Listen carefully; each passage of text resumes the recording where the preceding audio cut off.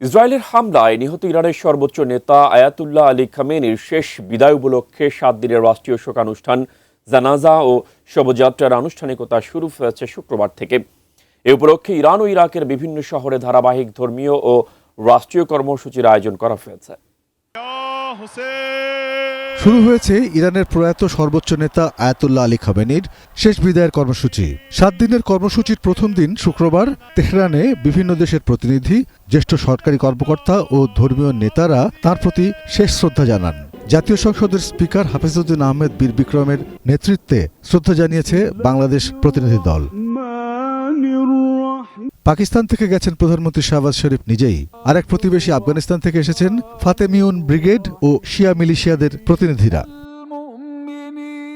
ফিলিস্তিনের ধর্মীয় নেতা হিজবুল্লাহ ও রাশিয়ার মুসলিম প্রতিনিধিরাও শ্রদ্ধা জানিয়েছেন।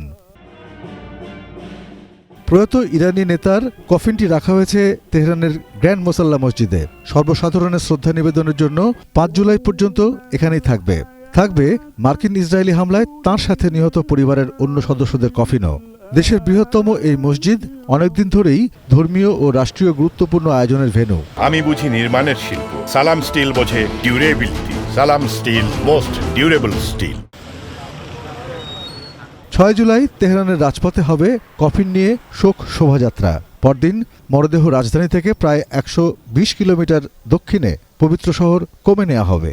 শিয়া ইসলামী শিক্ষার অন্যতম প্রধান কেন্দ্র কোমে আলী খামেনিও উচ্চতর ধর্মীয় শিক্ষা লাভ করেছিলেন।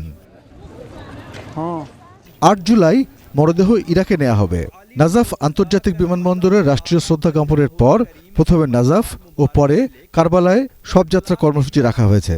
নাজাফে হজরত আলী রাদি আল্লাহু তাআলা আনহু এর সমাধি এবং কারবালায় ইমাম হোসেন রাদি আল্লাহু তাআলা আনহু ও হজরত আব্বাস রাদি আল্লাহু তাআলা আনহু এর সমাধি শিয়া মুসলমানদের কাছে অত্যন্ত পবিত্র স্থান।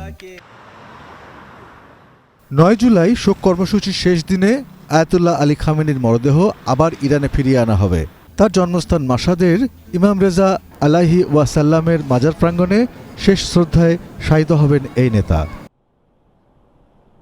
প্রথমে চলতি বছরের মার্চে তাঁর দাফনের পরিকল্পনা থাকলেও যুক্তরাষ্ট্র ও ইসরায়েলের সঙ্গে যুদ্ধ দীর্ঘায়িত হওয়ায় তা পিছিয়ে যায়। 86 বছর বয়সী আলী খামেনি গত 28 ফেব্রুয়ারি যুক্তরাষ্ট্র ও ইসরায়েলের হামলায় নিহত হন। ওই হামলায় তাঁর স্ত্রীসহ পরিবারের আরও অনেক সদস্য প্রাণ হারান। Arpan Maitra, desk report, ATN news.